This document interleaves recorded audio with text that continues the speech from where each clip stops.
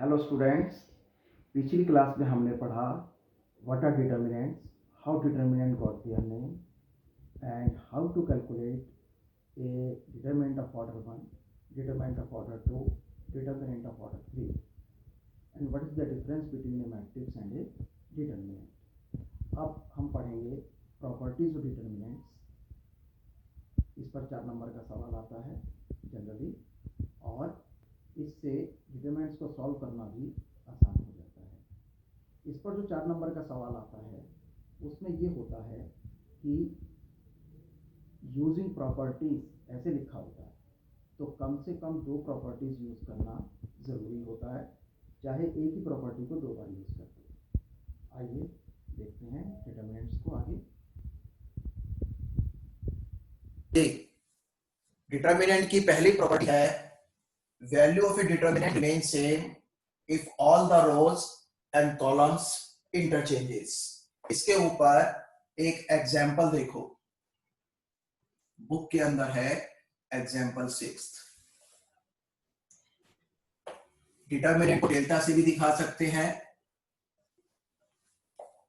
यह है 2 -3 5 6 0 4 1 5 -7।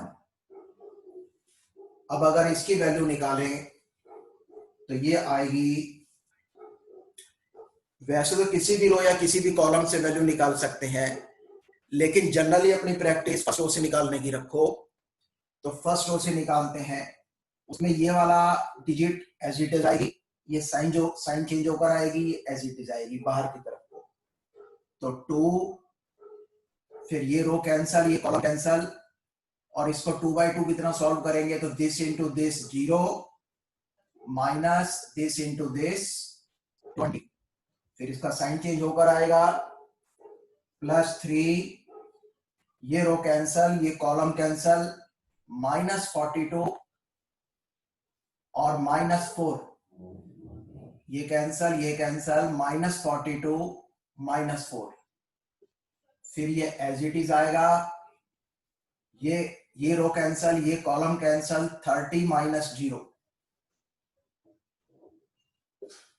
ये बन गया -40 प्लस थ्राइस ऑफ -46 प्लस 150, ये बन गया -40 माइनस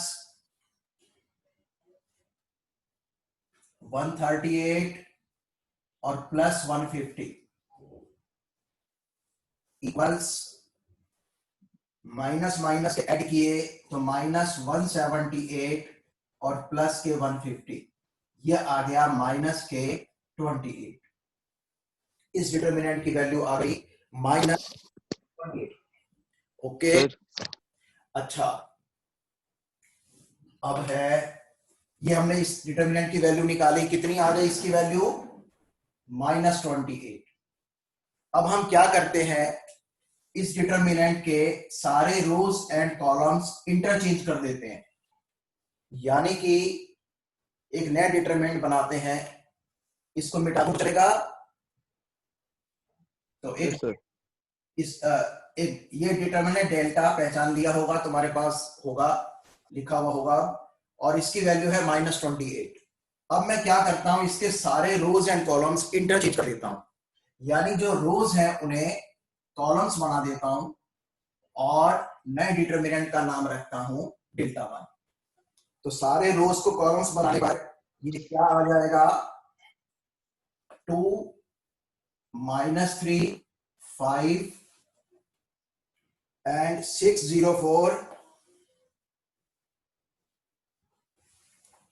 and 15 - 7।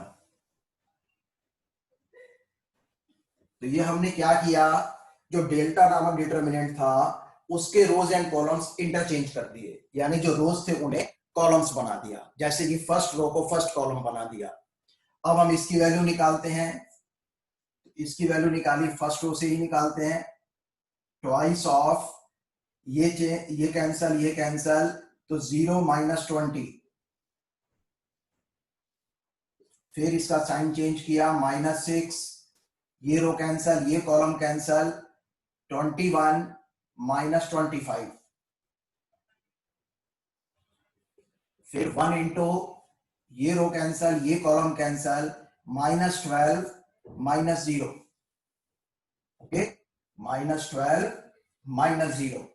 अब ये बन गया -40 और ये हो गया प्लस का 24 प्लस का 24 -12, दिस इज -52 प्लस 24 और ये कितना हो गया, ये हो गया -28। तो तुमने क्या देखा कि डेल्टा इक्वल्स डेल्टा 1, यानी किसी भी डिटर्मिनेंट के सारे रोज और कॉलम्स को अगर इंटरचेंज कर दें तो डिटर्मिनेंट की वैल्यू सेम रहती है। That is our first property, value of determinant remain same if all the rows and columns are interchange. अगर सारे रोज को कॉलम्स बना दें फिर वैल्यू निकालें तो पहले वाले डिटर्मिनेंट की वैल्यू के। अब इसकी सेकंड प्रॉपर्टी देखो,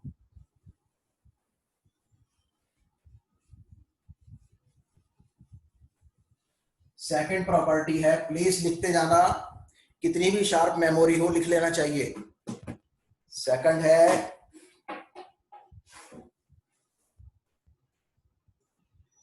value of a determinant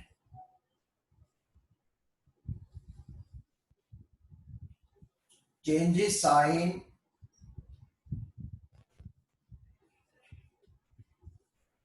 if only one row, if only one pair of rows or columns if only one pair of rows or columns interchanges। पिछले में क्या देखा प्रॉपर्टी में कि अगर सारे रोज और कॉलम्स इंटरचेंज हो जाए तो वैल्यू पर कोई फर्क नहीं पड़ता, लेकिन ये सेकंड प्रॉपर्टी क्या है, अगर कोई से भी दो रोज या कोई से भी दो कॉलम्स इंटरचेंज कर दो तो वैल्यू नेगेटिव हो जाती है। यानी अगर पहले 5 आ रही थी तो -5 आएगी, -5 आ रही थी तो 5 आ रही थी। इसके लिए एग्जांपल लेते हैं, इसके लिए एग्जांपल है, पहले डेल्टा तो वही ले लेते हैं जो हमने लिया था। क्या लिया था हमने, ये लिया था 2 - 35 604 और तीसरा था 1 5 -7 और इसकी वैल्यू हमने क्या निकाली थी, -28। अब हम एक डेल्टा 2 बनाते हैं। क्या बनाते हैं, हम बनाते हैं कि इसके कोई दो चेंज कर देते हैं। जैसे फर्स्ट करो कि हम क्या करते हैं कि फर्स्ट और थर्ड रोज इसके इंटरचेंज कर देते हैं। इसको मैथ्स की लैंग्वेज में कैसे लिखोगे, हम लिखेंगे R1 that is first row interchanges with R3 यानी कि थर्ड रो। अब ये क्या बन जाएगा, जरा मैं ऊपर करके लिख रहा हूं,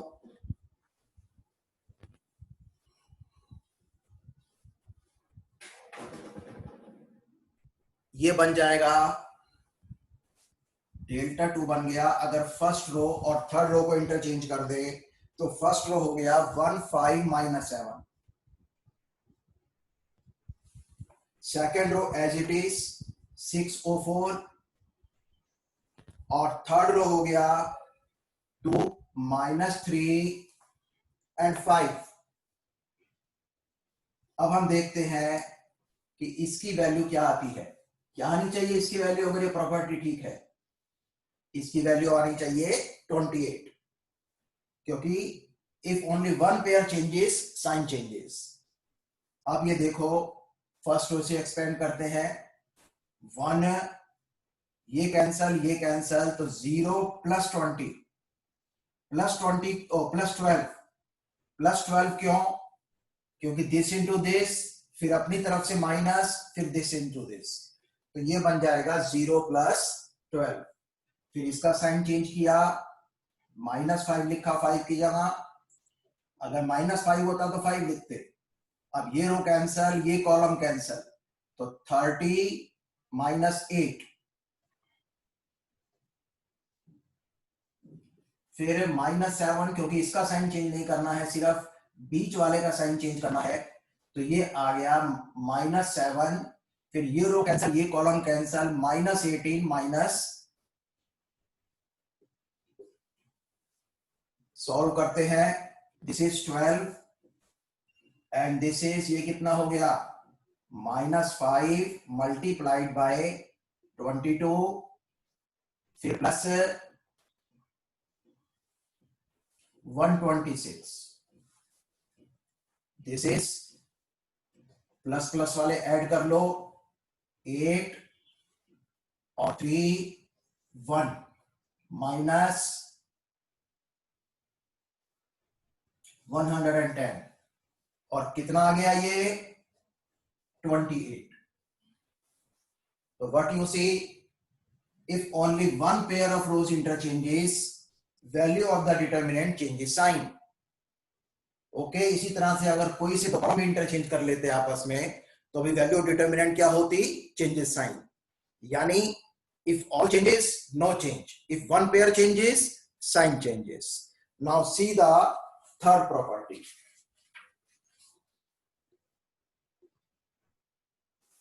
value of a third property is, value of a determinant becomes 0, बेशक लिख सकते हो मेरे लिखने से पहले भी, value of a determinant becomes 0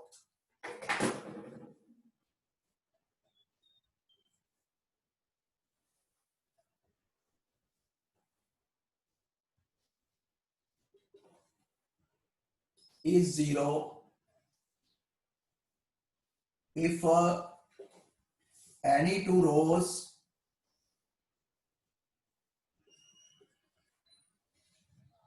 or columns are same।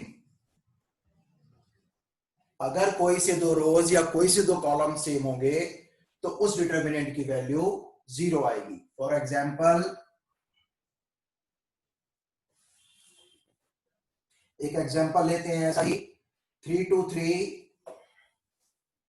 पहला रो लिया 3 2 3, दूसरा लिया 2 2 3, और तीसरा लिया 3 2 3। अब इसकी वैल्यू निकालते हैं, फर्स्ट रो से एक्सपेंड करते हैं, 3, ये रो कैंसल, ये कॉलम कैंसल, 6 - 6, फिर -2, क्योंकि इसका साइन चेंज करना है, ये रो कैंसल, ये कॉलम कैंसल, 6 - 9, फिर +3 मल्टीप्लाइड बाय 4 - 6। इसकी वैल्यू निकालते हैं, दिस इज 0, ये कितना आ गया, -3, तो प्लस का 6 हो गया, और ये कितना आ गया, अंदर है -2, तो ये माइनस का 6 हो गया, और ये वैल्यू आ गई 0। तो व्हाट हैव यू सीन, कि value of a determinant becomes 0 if any two rows are identical. Similarly, value of the determinant will be 0 if any two columns are identical. Now, fourth property. कुछ पूछना है किसी ने इसमें?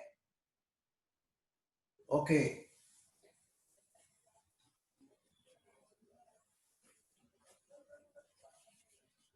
Fourth property is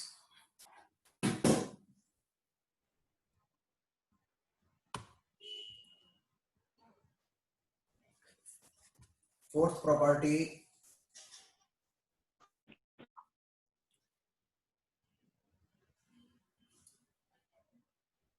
property है value of a determinant becomes k times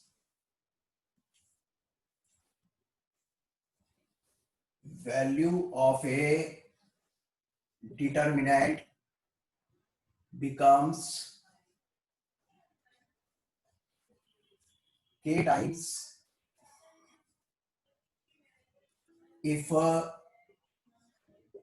any row or column is multiplied by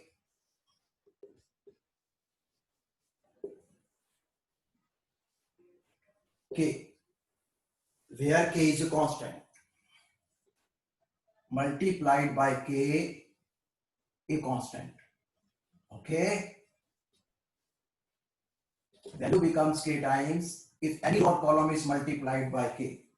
हमारा जो delta determinant था उसकी वैल्यू क्या आई थी? -28. अब एक डिटरमिनेंट बनाते हैं डेल्टा 3. इसकी वैल्यू कैसे निकालते हैं? जो हमारा डेल्टा डिटरमिनेंट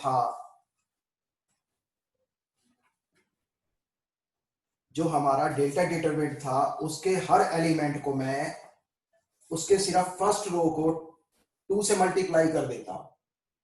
फर्स्ट रो था 2 - 3 5, मैं उसको बना देता हूं, चलो k से मल्टीप्लाई कर देता हूं, उसको बना देता हूं 2k -3k and 5k. Second वाले को ऐसे का ऐसा रखता हूं और इसके थर्ड रो को ऐसे का ऐसा रखता हूं. अब अगर मैं इसकी वैल्यू निकालूं तो क्या निकलेगी? 2 के बाहर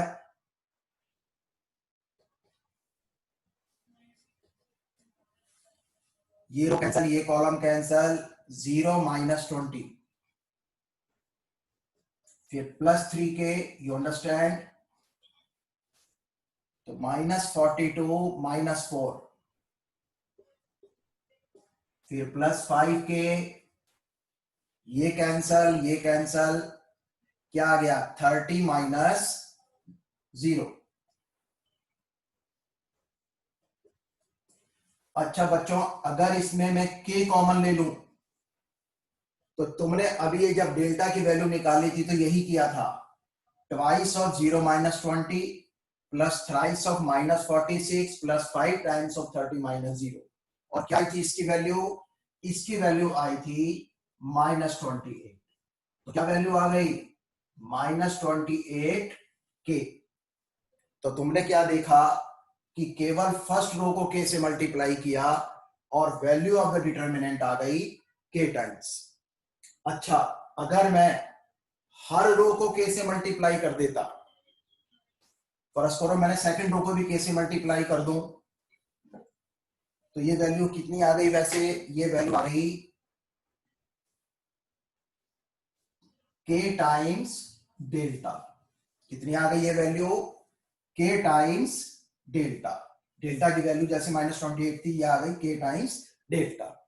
अब जरा थोड़ी सी इस पे रिसर्च करते हैं. फर्ज करो मैं इसके सेकंड रो को भी k से मल्टीप्लाई कर देता तो क्या होता?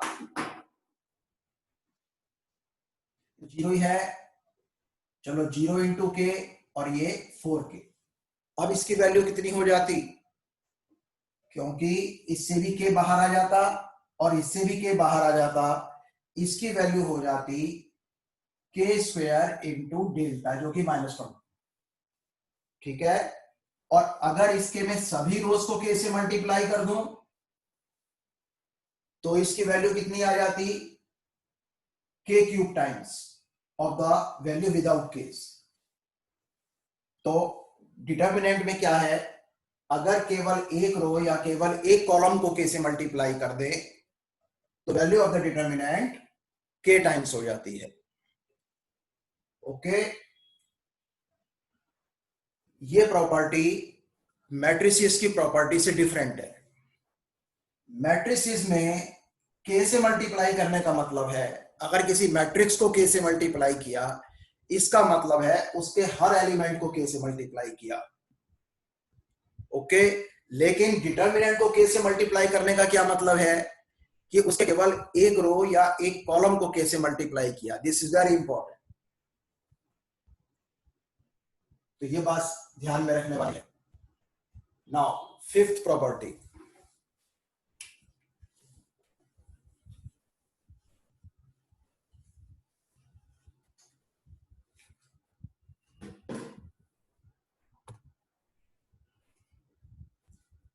हाँ जी, फिफ्थ प्रॉपर्टी है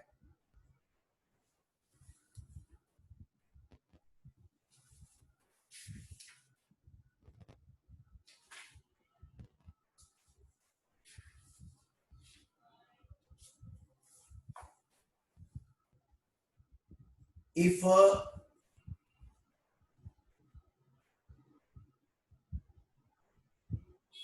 a row or column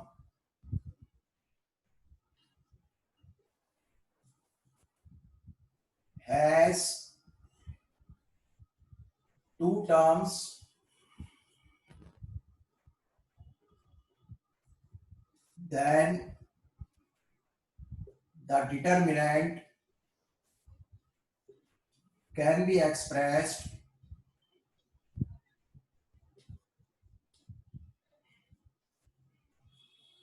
as the sum of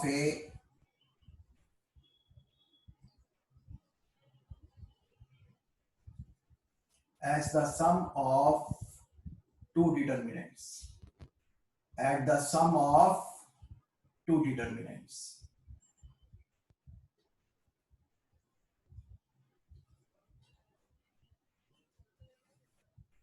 for example, एक एग्जाम्पल लेते हैं। फर्ज करो मेरे पास है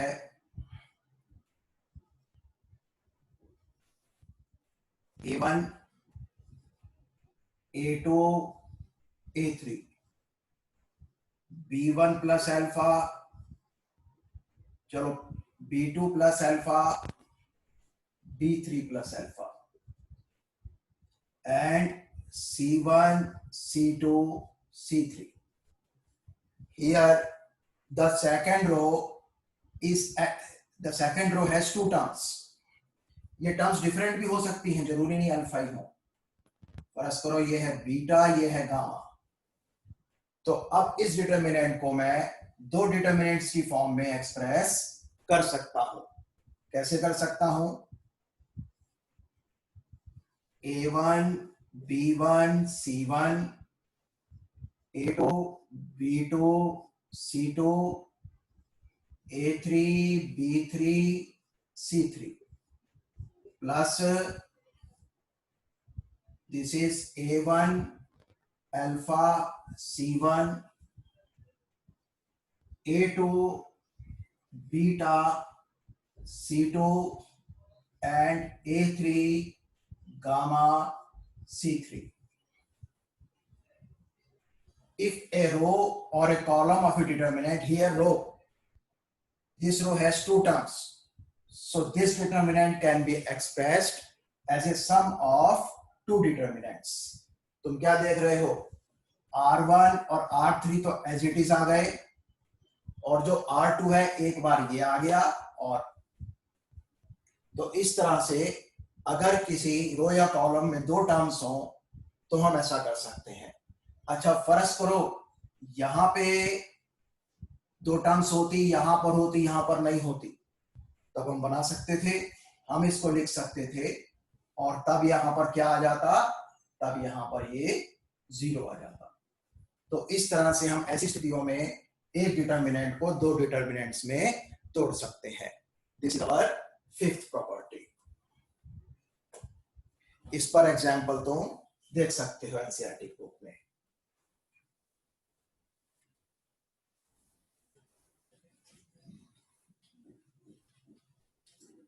चलो ऐसा क्यों कर पाते हैं, इसको भी देख लो एक बार। फर्ज करो ये है A1 plus alpha, A2 plus beta, A3 plus gamma. ये है B1 B2 C2, ओ सॉरी B3। ये है C1 C2 C3। अब अगर मैं इसको 2 में तोड़ूंगा तो कैसे तोड़ूंगा, पहले लिखूंगा A1 B1 C1, A2 B2 C2, और तीसरा क्या होगा A3 B3 C3 प्लस, जरा लिखना चाहोगे खुद से, उसके बाद मेरे से मैच करना।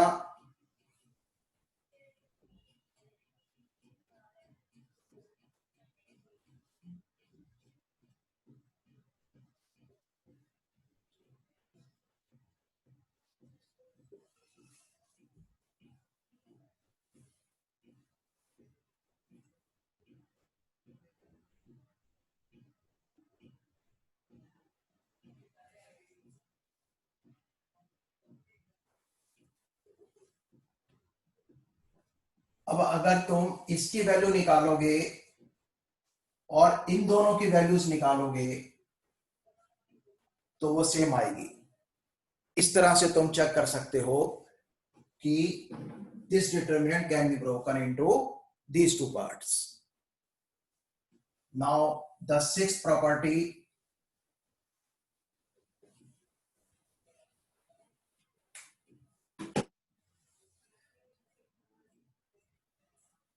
value of a determinant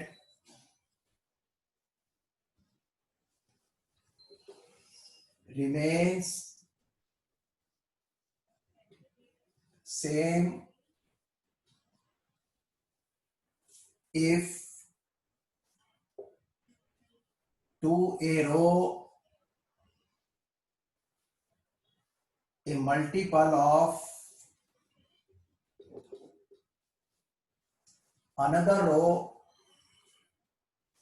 a multiple of another row can be added. Similar is the case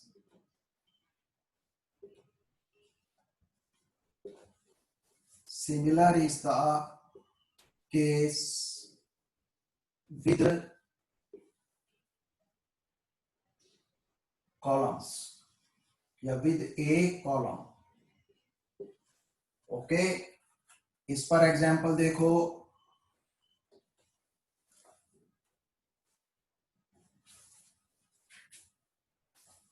फर्ज करो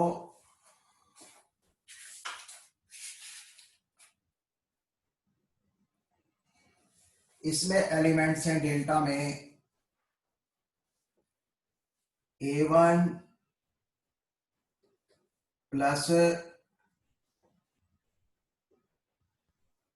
A1 A2 A3, B1 B2 B3 and C1 C2 C3।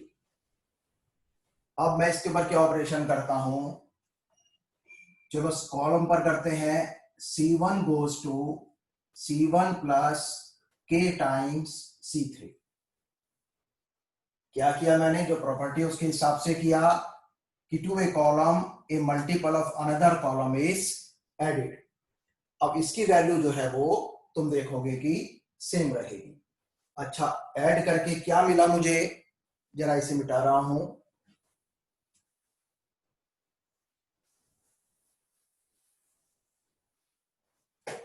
पहला कॉलम हो गया, उस कॉलम को नाम दे देते हैं डेल्टा 1।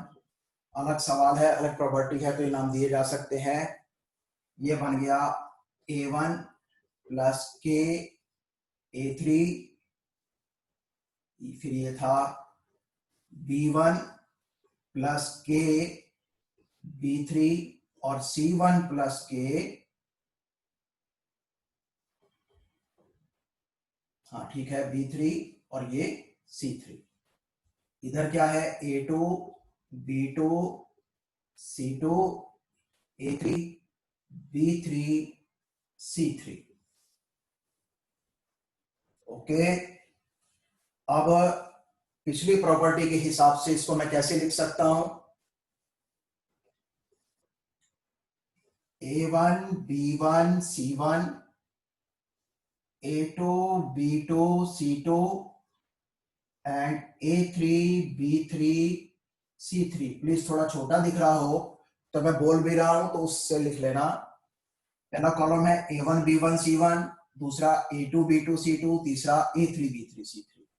और क्योंकि first column is made of two terms, it can be broken into two determinants by the previous property.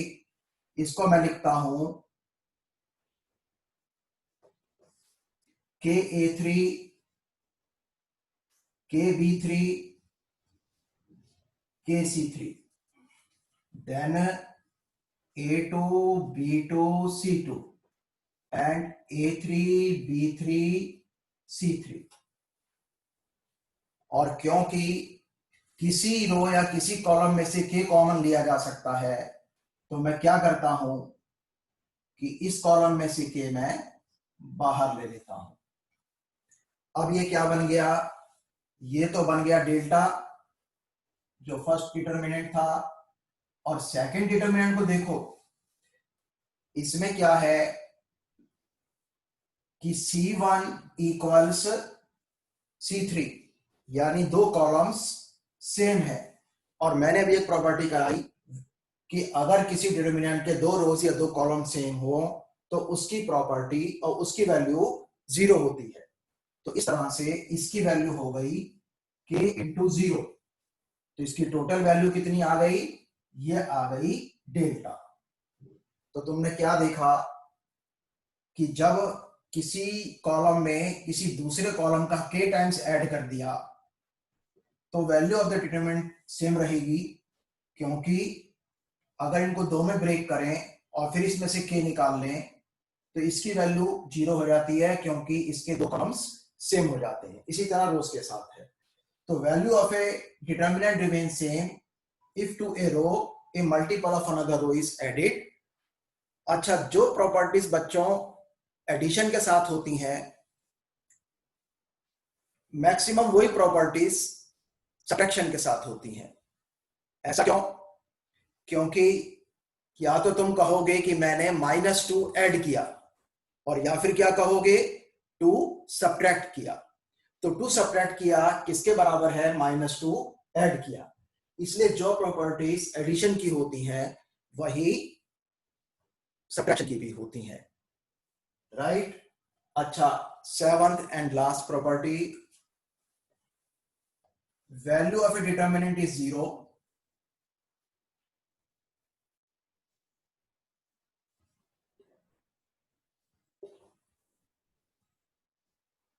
if any row or column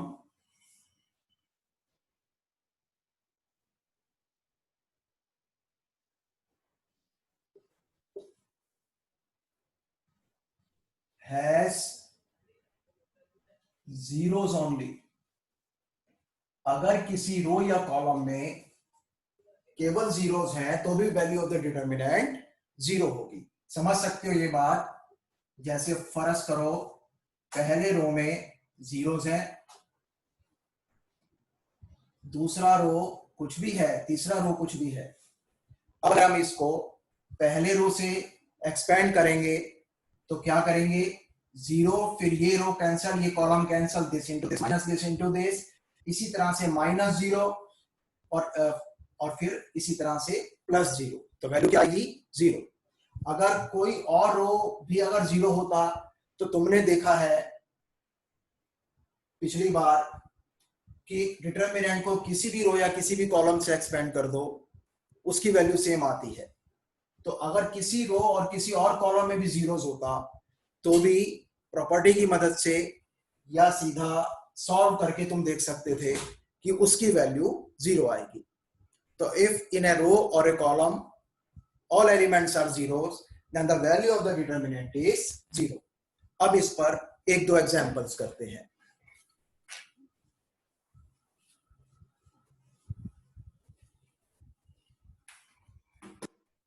example है example 10 of NCERT। This is A, B, C, then A plus 2x, b plus 2y and c plus 2z, and the third is xyz. कहता है prove that it's value is 0। इसके दो तरीके हैं, एक तो मैं इसको दो में ब्रेक कर लूं, लेकिन उससे भी आसान तरीका क्या है, R2 goes to R2 minus twice of R3, because हमने सेकेंड लास्ट प्रॉपर्टी क्या पढ़ी कि to a row a multiple of another row can be added और सब्ट्रैक्टेड। इसमें एक बात यहां ये रखना कि जिस रो पर ऑपरेशन है पहले उसे ही लिखा जाएगा। कुछ ऑथर तो ये दिखाते ही नहीं, सीधा ये लिख देते हैं, क्योंकि ये इंप्लाइड होता है कि जो पहले लिखा गया है उसी पर ऑपरेशन है। अब ये ऑपरेशन करके क्या बात बनी, R1 as it is, R2 में क्या हुआ, R2 का ये element minus twice of corresponding element of R3, तो क्या बन गया, this minus twice of this, ये A बन गया, this minus twice of this, ये B बन गया, and this minus twice of this, ये C बन गया। And the last row is, क्योंकि R3 पर कोई ऑपरेशन नहीं है उसको एज इट इज, तो XYZ and its value is 0। बताओ क्यों, बिकॉज R1 इक्वल्स R2, दो रोज आइडेंटिकल हैं तो इसकी वैल्यू 0 है। ओके